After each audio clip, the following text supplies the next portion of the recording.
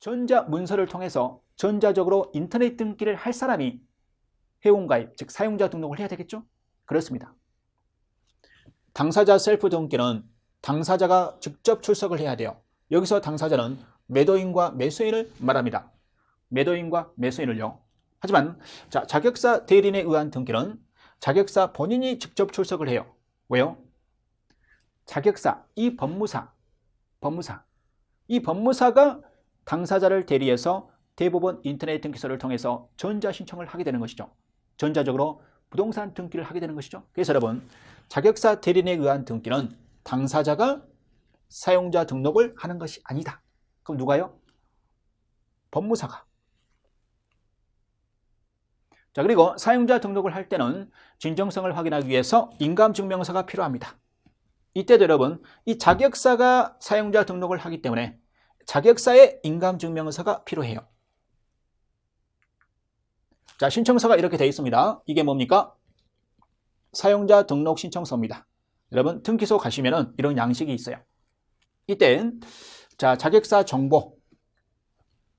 자, 여기는 여러분 셀프 등기할 때. 자, 셀프 등기는 누가 사용자 등록을 해야 돼요? 당사자가. 매매다 그러면은 매도인과 매수인이. 하지만 이 법무사가 대리할 때는 이 칸을 채우면 돼요. 이것은 대리에 의해서 대리인이, 자격사인 대리인이 전자신청을 할 때 여기다가 기재하는 겁니다.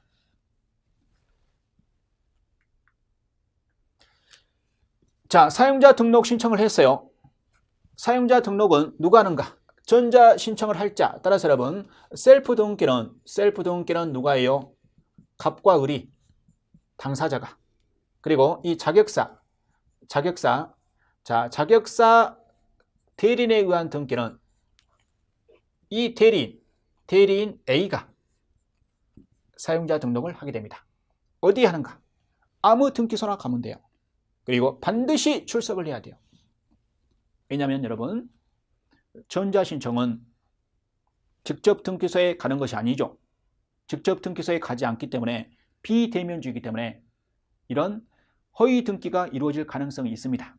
그래서 전자신청을 비대면주에 의해서, 비출석에 의해서 이런 인정을 하는 대신에 한 번쯤은 가야 돼요. 어디래요? 등기소로. 뭐하러요? 사용자 등록하러. 그래서 여러분, 이 사용자 등록을 통해서 그 전자신청의 어떤 허술한 부분을, 진정성을 메꾸고 있어요. 부족한 부분을. 자, 그러면 전자신청을 할 수 있는 자를 보겠습니다. 자, 당사자가 직접 신청하는 경우는, 이것은 여러분 셀프 등기를 말해요. 당사자가 직접 신청하는 경우는 셀프 등기를 말하는데요. 이 셀프 등기를 할 때는 누가 하는가? 사용자 등록을 한 자연인, 외국인도 할 수 있습니다. 뭘요? 전자신청을. 일단 뭘 하라는 소리예요? 회원가입. 사용자 등록을 해야 돼요. 당사자가. 사용자 등록을 한 자연인 또는 외국인, 재외국민도 포함됩니다. 하지만 여기 여러분, 자, 이 외국인은 일정한 요건이 필요합니다. 외국인은 이렇게 출입국 관리법에 의해서 외국인 등록이 돼야 돼요. 또는 재동포 출입국과 법적 지위에 관한 법률에 의해서 국내 거소 신고가 돼야 됩니다. 동포자 같은 경우는. 아무튼 외국인도 전자신청을 할 수 있다. 외국인이 매수인이든 매도인이든, 즉 사용자 등록을 한 사람이 할 수 있다, 그겁니다. 할 수 있는 자가 누군가 보고 있죠. 하지만 법인 아닌 사단, 예컨대 종중, 교회, 이네들은 사용자 등록을 할 수가 없습니다. 그래서 전자신청도 할 수 없다. 이때는 어쩔 수 없어요.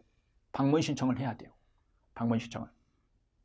그리고 이제 뒷부분에 가면은 이 상업등기에 대한 전자신청이 나오게 됩니다. 상업등기에서 이 전자신청에 있어서는 이게 필요하거든요. 전자증명서라는 게 필요합니다. 상업등기를 할 때는. 즉 부동산이 아니라 S법인의 대표자 변경 등기를 인터넷으로 대표자 변경 등기를 할 때, 상업 등기를 인터넷으로 할 때는 그 법인에, S법인에 전자증명서란 게 있습니다. 이 전자증명서가 필요해요. 근데 이 전자증명서는 오직 법인만. 자, 법인은 누굽니까? 설립 등기가 된 자가 법인이죠.